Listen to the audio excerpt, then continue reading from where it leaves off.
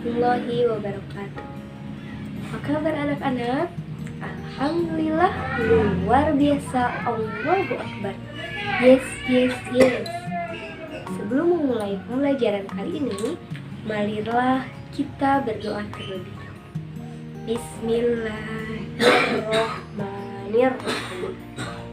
Raditu billahi rabba wa bil islami dina wa bi Muhammadin nabiyya wa rasul. Rabbi zidni ilma warzuqni fahma. Amin. Untuk kehadiran, silahkan kalian tulis hadir pada kolom komentar ya. Pada video kali ini kita akan belajar mengenai tokoh Khulafaur Rasyidin yang pertama. Ada yang tahu siapa tokoh Khulafaur Rasyidin yang pertama itu? Ya, tokoh Khulafaur Rasyidin yang pertama adalah Abu Bakar As-Siddiq. Pada video kali ini kita akan membahas mengenai riwayat dan silsilah Abu Bakar As-Siddiq, kepribadian Abu Bakar As-Siddiq, kemudian perjuangan Khalifah Abu Bakar As-Siddiq dalam berdakwah, dan yang terakhir contoh nilai positif sikap Abu Bakar As-Siddiq. Sebelum dilanjutkan kepada pembahasan, silahkan kalian simak dulu videonya ya.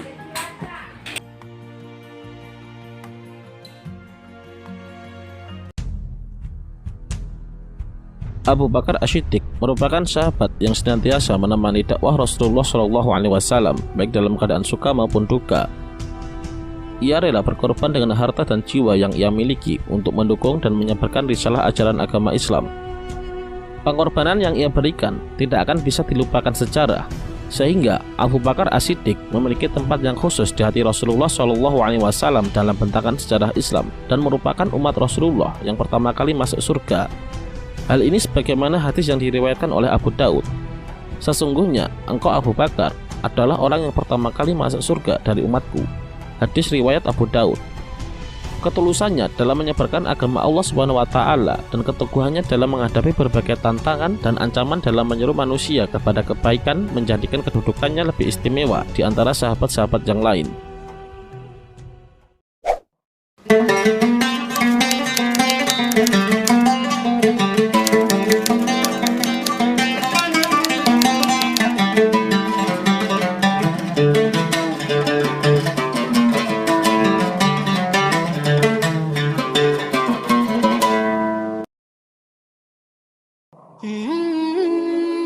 Nama lengkap Abu Bakar adalah Abdullah bin Utsman bin Amir bin Amru bin Ka'ab bin Sa'ad bin Tayyim bin Murrah bin Ka'ab bin Lu'ay bin Ghalib bin Fihr bin Malik al-Qurashi al-Taimi. Jika diperhatikan garis keturunan Abu Bakar As-Siddiq, maka bertemu dengan garis keturunan Rasulullah SAW pada Murrah bin Ka'ab. Sebelum masuk Islam, Abu Bakar As-Siddiq bernama Abdul Ka'bah. Ketika ia masuk Islam, Rasulullah SAW mengganti namanya dengan Abdullah. Kemudian, nama ini lebih dikenal dalam berbagai periwayatan oleh ulama ahlu sunnah sebagai nama Abu Bakar As-Siddiq. Abu Bakar As-Siddiq dilahirkan di Makkah pada tahun 573 Masehi, atau kurang lebih 2 tahun 6 bulan setelah tahun gajah. Ibu Abu Bakar bernama Salma binti Sakhar bin Amir bin Ka'ab bin Sa'ad bin Tayyim bin Murrah. Ia digelari dengan Ummu Al-Khair. Sedangkan bapaknya adalah Utsman bin Amir yang masuk Islam pada peristiwa Fathul Makkah atau penaklukan kota Makkah. Melekatnya panggilan Abu Bakar As-Siddiq serta beberapa gelar yang lain memiliki sebab tertentu. Bahkan kemudian gelar-gelar ini lebih populer dari nama aslinya, sehingga nama Abu Bakar As-Siddiq banyak ditemukan dalam berbagai periwayatan. Panggilan Abu Bakar dalam bangsa Arab berasal dari kata Al-Bakru yang berarti unta yang masih muda, yang memiliki bentuk plural bikaroh. Di kalangan bangsa Arab, panggilan Bakron menunjukkan bahwa orang tersebut merupakan sosok pemimpin kabilah yang sangat terpandang kedudukannya dan juga sangat terhormat dari segi nasab ataupun dari segi keturunan. Begitu juga dari segi strata sosial, karena ia merupakan seorang saudagar yang kaya raya. Kemudian Abu Bakar digelari dengan beberapa gelar, yaitu Atiq dan As-Siddiq. Gelar Atik memiliki arti cerah dan bersih karena wajahnya yang cerah dan bersih. Ada pendapat yang mengatakan bahwa ia digelari dengan Atik karena garis keturunannya yang bersih dan tidak ada cacatnya. Namun ada sebagian pendapat yang mengatakan bahwa ia digelari Atik oleh Rasulullah SAW. Hal ini dapat dilihat dalam sebuah riwayat hadis yang artinya dari Aisyah radhiyallahu an, ia berkata bahwa Rasulullah SAW bersabda, "Siapa yang berhasrat untuk memandang Atik, wajah orang yang terbebas dari api neraka, maka pandanglah Abu Bakar." Hadis riwayat Hakim. Adapun gelar Asy-Siddiq, karena sebelum masuk Islam, Abu Bakar telah dikenal dengan sifatnya yang jujur dan dapat dipercaya. Bahkan orang-orang Quraisy tidak meragukan lagi tentang apa yang disampaikan oleh Abu Bakar. Oleh sebab itu, ia digelari dengan Asy-Siddiq. Pendapat lain mengatakan bahwa gelar Asy-Siddiq karena sikapnya yang telah membenarkan peristiwa Isra dan Mi'raj Rasulullah SAW, yakni perjalanan yang dilakukan dalam satu malam dari Masjidil Haram ke Masjidil Aqsa dan naik ke Sidratul Muntaha, serta kembali lagi ke bumi dalam rangka menyambut perintah sholat yang dianggap sebagai bualan belaka oleh orang-orang Quraisy ketika itu. Namun dengan tegas, Abu Bakar berkata, "Sungguh aku membenarkan sesuatu yang lebih dari itu, yakni peristiwa Isra dan Mi'raj dari segala khabar yang datang dari langit." Ketika masih tinggal di kota Mekah dan sebelum masuk Islam, Abu Bakar As-Siddiq telah menikah sebanyak 2 kali.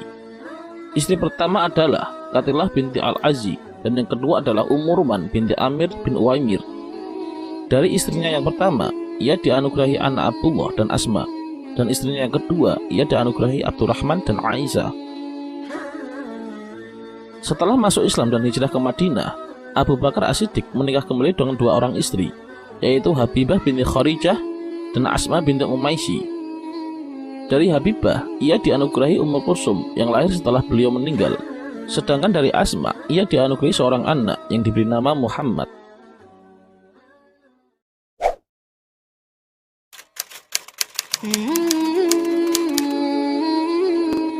Sebelum masuk Islam, Abu Bakar As-Siddiq sangat dikenal dengan sosok yang jujur, berakhlak yang baik, dan jauh dari kebiasaan buruk kaum jahiliyah seperti gemar bermain wanita dan minum-minuman keras. Abu Bakar berasal dari keluarga yang kaya raya, yaitu dari keluarga saudagar pedagang, sehingga profesi ini mendarah daging baginya. Banyak rute dagang yang telah ia kunjungi, di antaranya ketika musim panas pergi ke Syam dan musim dingin pergi ke Zaman. Dalam berdagang, Abu Bakar sangat dikenal dengan kejujuran dan keramahannya, sehingga hal ini menjadikan ia seorang saudagar yang terhormat di antara pedagang lainnya di bangsa Quraisy. Selain itu, Abu Bakar As-Siddiq merupakan sosok yang sangat lembut dan santun terhadap kaumnya, mudah suka kepada orang lain, seorang pedagang ulung yang memiliki akhlak yang istimewa. Ia sering didatangi oleh para pemimpin kaumnya untuk meminta berbagai pendapat, dikarenakan ilmunya yang luas, pengalaman berdagang yang mapan, kedudukan yang tinggi di tengah kaum, dan penghormatannya yang tinggi kepada orang lain.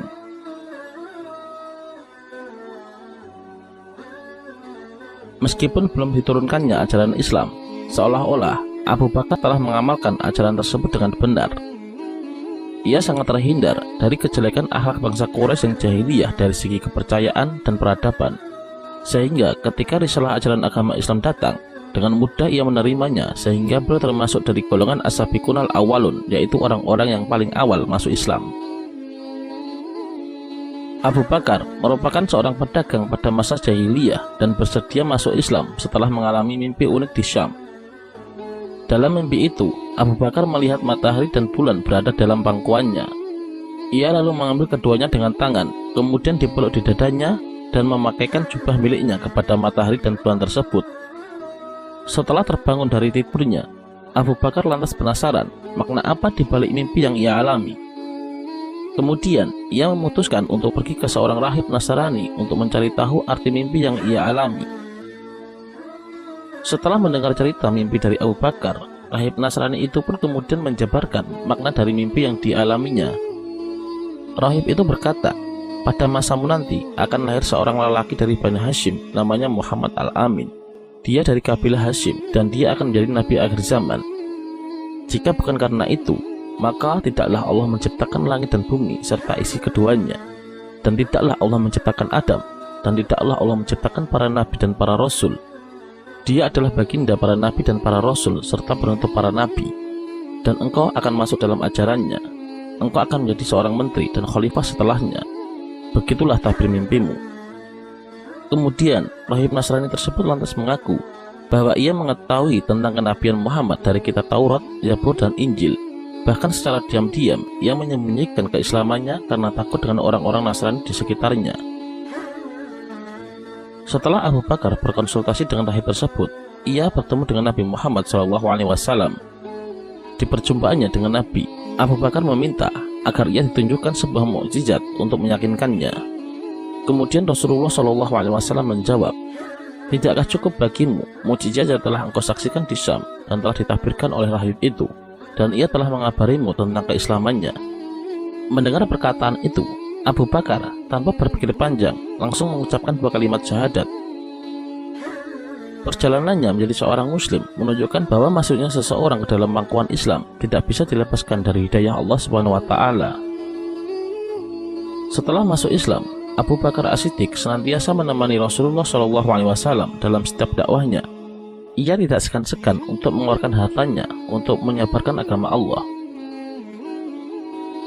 Kedekatan Abu Bakar As-Siddiq dengan Rasulullah SAW digambarkan dalam sebuah hadis dari Ibnu Abbas radhiyallahu an, dari Rasulullah SAW.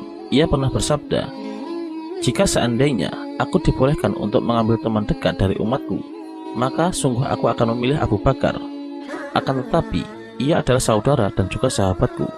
Hadis riwayat Bukhari. Sebagai salah seorang penyangga dakwah Rasulullah, Abu Bakar As-Siddiq juga giat melakukan aktivitas dakwah. Abu Bakar mengarahkan dakwahnya kepada 2 kelompok. Pertama, kepada kelompok Quraisy yang memiliki fitrah yang bersih, pikiran yang lurus, dan tidak terpengaruh dengan kebobrokan akhlak dan akidah jahiliyah. Kedua, kelompok fakir miskin dari kalangan hamba sahaya dan orang-orang yang terdolimi dari kalangan non-Quraisy.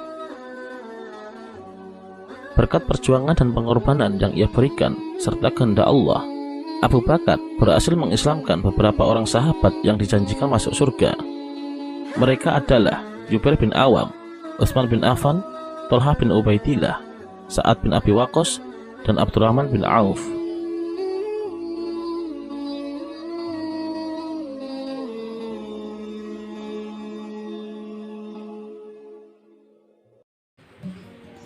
Pembahasan yang pertama adalah riwayat dan silsilah Abu Bakar As-Siddiq. Abu Bakar As-Siddiq adalah sahabat Rasulullah SAW yang berperan besar dalam pengembangan Islam. Nama lengkap Abu Bakar As-Siddiq adalah Abdullah bin Abi Quhafah bin Amr bin Ka'ab bin Sa'ad bin Ta'im bin Murrah bin Ka'ab bin Lu'ay bin Ghalib al-Quraisy at-Tamimi. Garis keturunannya bertemu dengan Rasulullah SAW karena bertemu kakeknya yang bernama Murrah. Abu Bakar As-Siddiq sering dipanggil Abu Ka'ab. Namun setelah Abu Bakar As-Siddiq masuk Islam, kemudian diganti menjadi namanya Abdullah. Kemudian Abu Bakar As-Siddiq menikah dengan salah satu putri Rasulullah SAW sehingga namanya diganti menjadi Abu Bakar. Selanjutnya, Abu Bakar As-Siddiq lahir pada tahun 573 Masehi. Abu Bakar As-Siddiq mempunyai 2 julukan, yaitu Atik dan As-Siddiq. Atik yang artinya tampan atau suci karena parasnya beliau yang tampan dan berjiwa suci atau bersih. Karena pada masa jahiliyah Abu Bakar As-Siddiq tidak pernah menyembah berhala. Selanjutnya gelar yang kedua yaitu As-Siddiq yang diberikan kepada Abu Bakar oleh Rasulullah SAW karena Abu Bakar As-Siddiq selalu mempercayai apa yang disampaikan oleh Rasulullah SAW. Selanjutnya adalah kepribadian Khalifah Abu Bakar As-Siddiq. Abu Bakar As-Siddiq sudah sangat lama bersahabat dengan Nabi Muhammad SAW. Beliau terkenal kepribadian yang mulia. Bahkan dari sejak kecil, Abu Bakar As-Siddiq sudah terkenal berkemauan keras, kemudian sangat tegas, jujur, bijaksana, dan sederhana. Bahkan Abu Bakar As-Siddiq ini tidak suka berfoya-foya, berjudi, tidak menyembah berhala, bahkan tidak pernah menyakiti orang lain. Setelah dewasa, Abu Bakar As-Siddiq menjadi seorang pedagang. Dengan ketulusan dan kejujurannya membuat beliau menjadi saudagar yang kaya raya. Bahkan ia memiliki wawasan dan pengetahuan yang sangat luas, karena beliau mudah bergaul dengan luar sukunya. Maka dari itu, banyak sekali temannya yang ingin berteman dengan Abu Bakar As-Siddiq. Setelah masuk Islam, kekayaannya itu habis untuk membiayai dakwah Nabi Muhammad SAW. Nah, karena dengan kebaikannya, kemudian dengan kepribadiannya yang sangat mulia, sehingga Abu Bakar As-Siddiq ini senang membantu para sahabatnya, sehingga banyak para sahabatnya yang ingin berteman dengannya. Selanjutnya, materi yang ketiga adalah perjuangan Khalifah Abu Bakar As-Siddiq. Perjuangan Khalifah Abu Bakar As-Siddiq dalam berdakwah yang pertama adalah menyadarkan para kaum murtad dan para nabi palsu. Setelah Nabi Muhammad SAW wafat, banyak sekali suku bangsa yang menyatakan dia keluar dari ajaran agama Allah, bahkan tidak tunduk dan tidak taat kepada ajaran agama Islam. Di antaranya seperti Bani Ghatafan, Bani Asad, dan yang lainnya. Bahkan banyak sekali juga yang mengaku menjadi sebagai nabi, di antaranya Aswad al-Ihsan dan Musailamah al-Kadzdzab. Abu Bakar As-Siddiq ingin menyadarkan para kaum murtad dan para nabi palsu tersebut dengan menyusun 11 panglima perang untuk menyadarkan para kaum murtad dan para nabi palsu tersebut. Selanjutnya, perjuangan Khalifah Abu Bakar As-Siddiq dalam berdakwah yang kedua adalah menyadarkan para orang yang tidak membayar zakat. Setelah Nabi Muhammad SAW wafat, banyak sekali kaumnya yang enggan membayar zakat. Oleh karena itu, zakat ini adalah kewajiban agama. Bahkan harta zakat yang dikumpulkan ini akan diberikan pada orang yang berhak menerimanya. Setelah Rasulullah SAW wafat, banyak sekali kaumnya yang enggan membayar zakat. Bahkan Abu Bakar As-Siddiq merasa khawatir jika salah satu kewajiban agamanya mulai ditinggalkan, maka kewajiban agama yang lainnya pasti ditinggalkan, seperti sholat dan puasa. Oleh karena itu, Abu Bakar As-Siddiq ingin menyadarkan para kaumnya yang tidak membayar zakat untuk membayar zakat kembali. Selanjutnya, perjuangan Khalifah Abu Bakar As-Siddiq dalam berdakwah yang ketiga yaitu memperluas wilayah kekuasaan Islam. Abu Bakar As-Siddiq setelah berhasil mengatasi pemberontakan para kaum murtad dan para nabi palsu, Abu Bakar As-Siddiq mempersiapkan 11 pasukan panglima perang untuk memperluas wilayah kekuasaan Islam. Tujuannya itu untuk menyebar luaskan ajaran agama Islam keluar Jazirah Arab. dan untuk melindungi kaum muslimin dari kekuatan yang mengancam keamanan mereka. Selanjutnya, perjuangan Khalifah Abu Bakar Ash-Shiddiq dalam berdakwah yang terakhir adalah pengumpulan mushaf Al-Quran.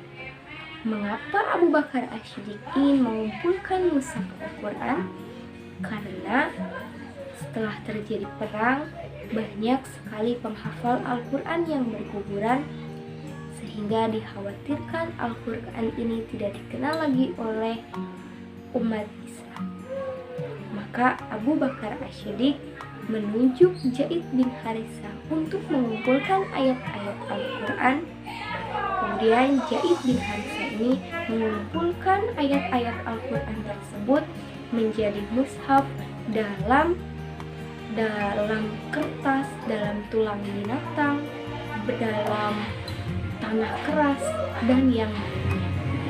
Selanjutnya, materi yang terakhir yaitu contoh nilai positif sikap Abu Bakar Ash-Shiddiq.